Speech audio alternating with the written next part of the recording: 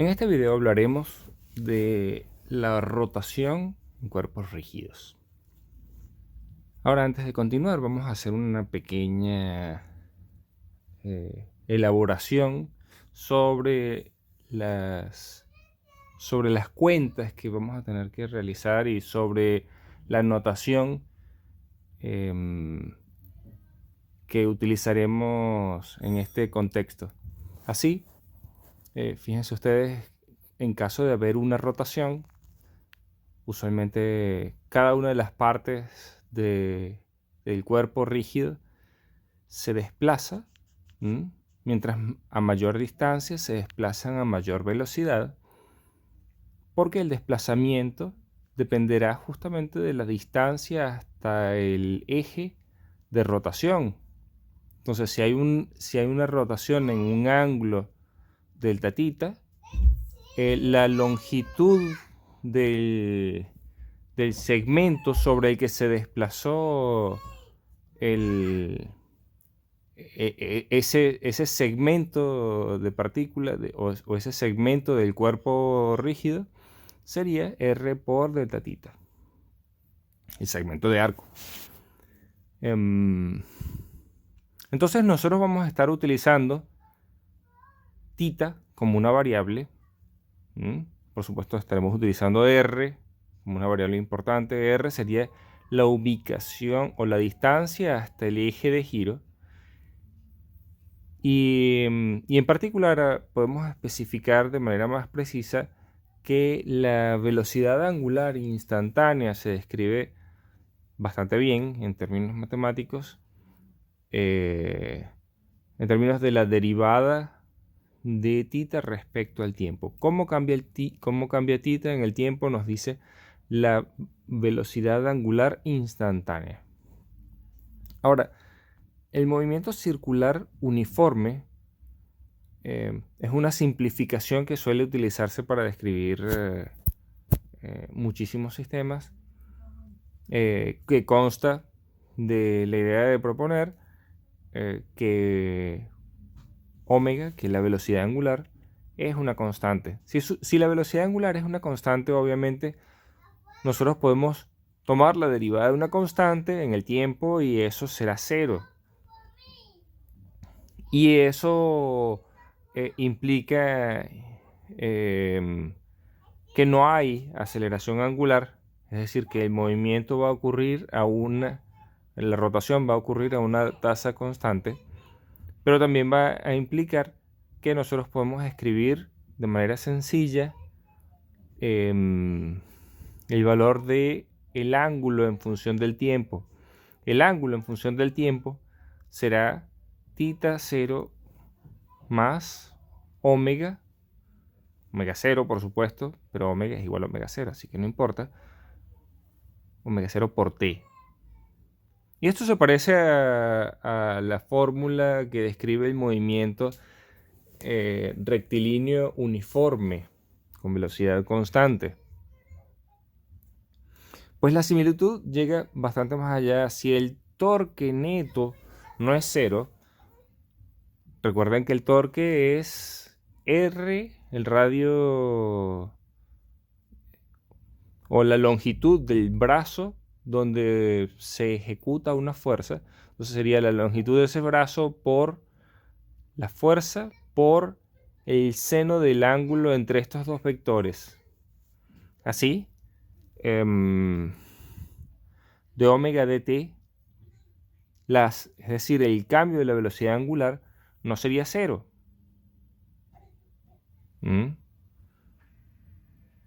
Si hay un torque, la velocidad angular cambia. Y si definimos el cambio instantáneo de la velocidad angular como la aceleración angular, podemos utilizar alfa para designar la aceleración angular. Y bueno, en particular, las fórmulas de la cinemática en movimiento unidimensional son asociados a movimientos con aceleración constante. Bueno, ¿qué ocurre si la aceleración angular es constante?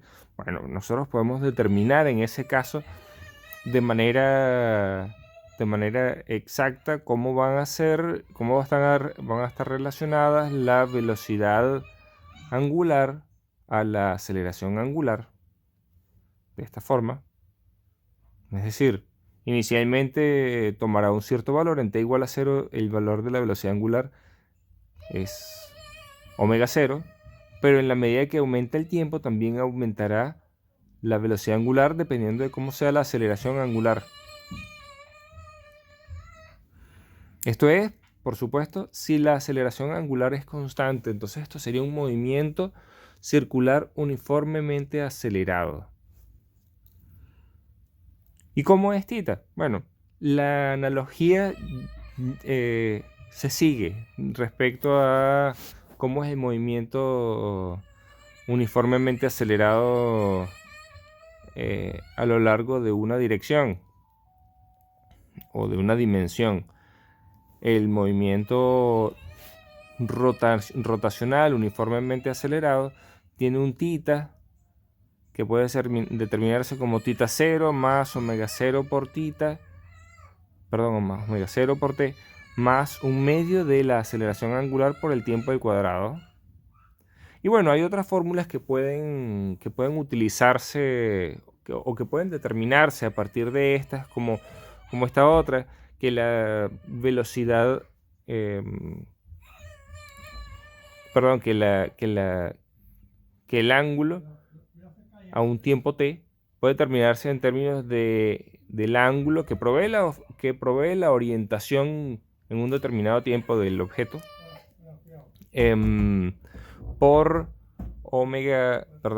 la velocidad angular promedio en el periodo de tiempo considerado.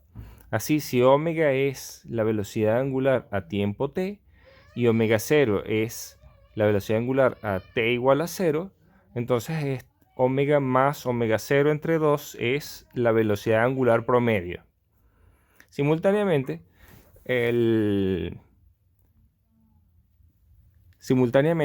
la velocidad, podemos considerar otra fórmula, que es que la velocidad angular al cuadrado es igual a la velocidad angular inicial más 2 veces la aceleración angular por el cambio del ángulo. Esta es como la fórmula de la velocidad final al cuadrado igual a la velocidad inicial al cuadrado más 2 veces la aceleración por el desplazamiento. Es el equivalente de esa fórmula. Entonces hay un paralelo completo entre movimiento uniformemente acelerado y movimiento rotacional o circular uniformemente acelerado. Bueno, está muy bien. Ahora, no hemos hablado de la relación entre el torque y la aceleración angular. En particular, es muy similar, la analogía sigue más allá incluso con el movimiento a lo largo de una dirección. El movimiento de rotación tiene una aceleración que es proporcional a la suma de los torques y es inversamente proporcional a una constante, y esa constante, esto es en 2 dimensiones, ¿no? Y esa constante es la tendencia del cuerpo a mantener su estado de rotación, es decir, a mantenerse con una cierta velocidad angular. No todos los cuerpos pueden frenarse inmediatamente, o no todos los cuerpos son dificilísimos de frenar.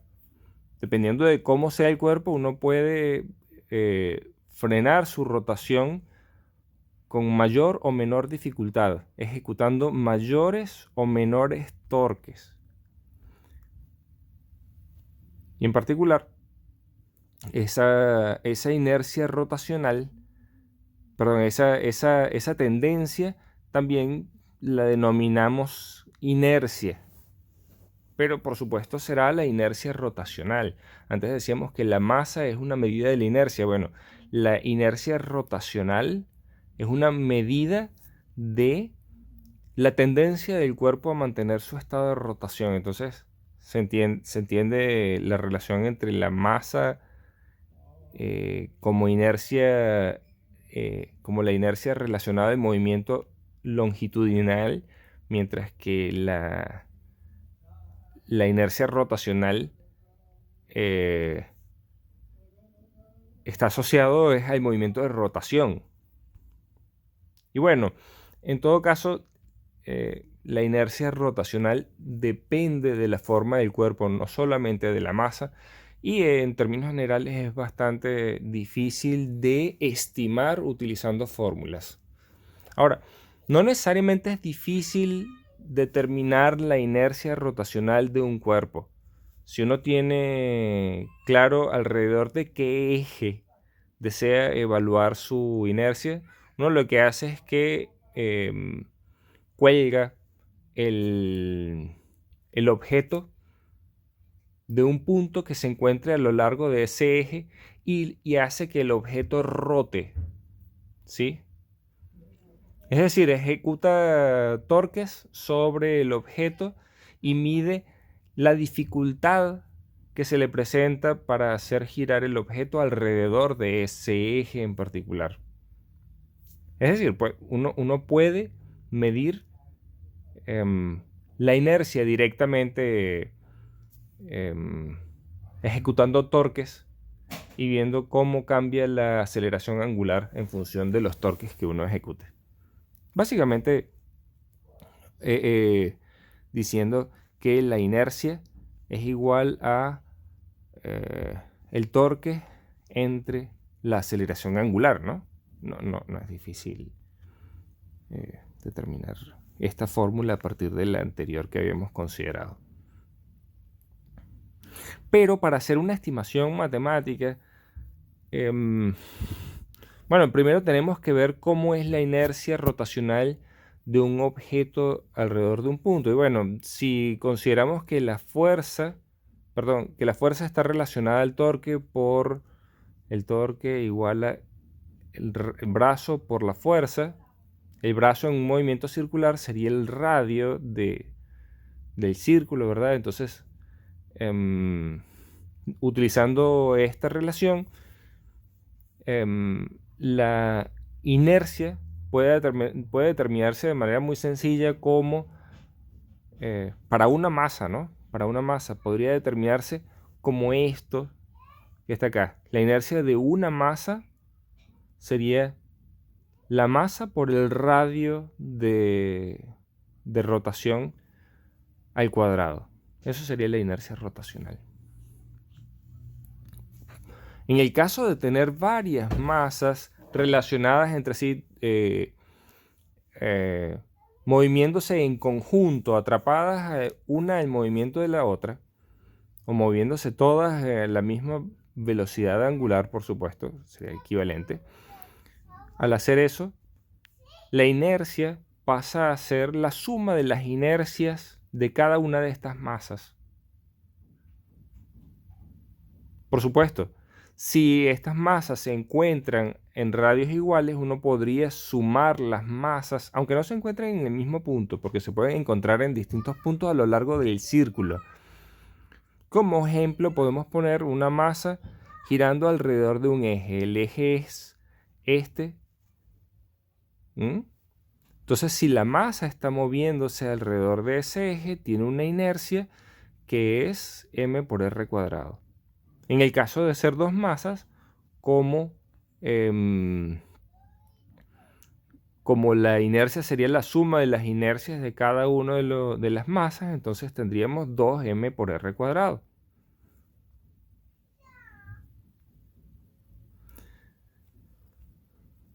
Bueno, para sistemas conocidos, los momentos de inercia tienen que calcularse utilizando estimaciones. Por ejemplo, si el cuerpo es homogéneo, si es simétrico.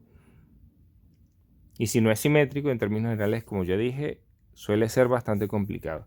En el caso de un cilindro sólido que esté girando sobre su eje de simetría, podríamos utilizar esta fórmula. La inercia sería 1/2 de la masa por r cuadrado. Fíjense ustedes que pareciese similar a esta fórmula, pero lleva un medio. Lleva un medio al frente. En el caso de un anillo que gire sobre su eje de simetría, ahí sí, la inercia sería la masa por r al cuadrado, igual que en el caso de arriba, donde m es la masa total del anillo, no la masa de cada uno de los segmentos a lo largo o cada una de las partículas a lo largo del anillo, no, solamente la masa total, es decir, la suma de todas estas. ¿Por qué? Porque todas esas masas se encuentran en un mismo radio y uno lo que hace es sumar esas masas, la masa de cada uno de los puntos. En términos generales, la inercia de los distintos cuerpos se calcula de esa manera. Uno calcula la masa de un pequeño pedacito de la inercia, de un pedacito de ese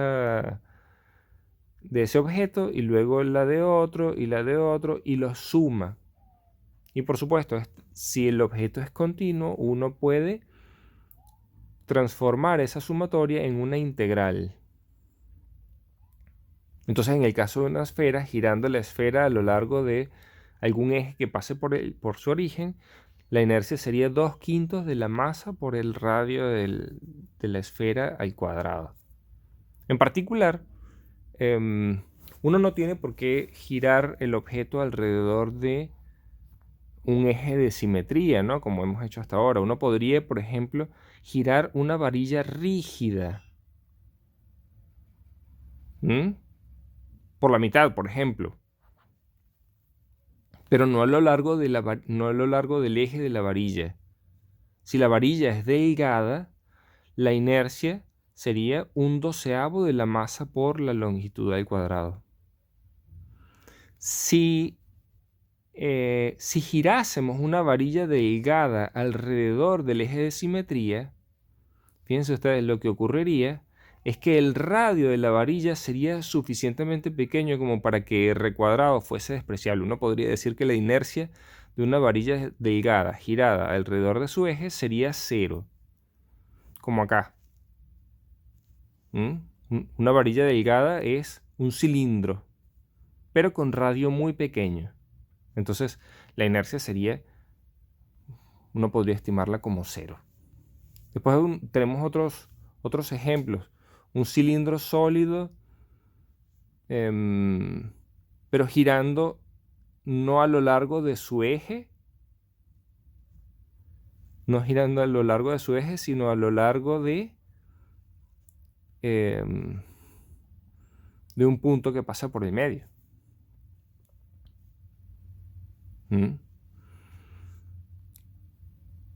Entonces, en ese caso, la inercia sería 1/4 de la masa por r cuadrado más 1/12 de la masa por l cuadrado. Y así, para los distintos objetos está tabulado, digamos. Podemos simplemente estimar la inercia de cualquier cuerpo utilizando estas fórmulas o combinaciones de ellas, dependiendo de cómo vayamos a hacer. Depende de qué problema estemos estudiando, quiero decir. Bueno, hemos llegado hasta aquí por este video. Estaremos trabajando ejemplos en los próximos videos y quedan algunas cositas. Queda por estudiar el ejemplo particular del movimiento de los satélites.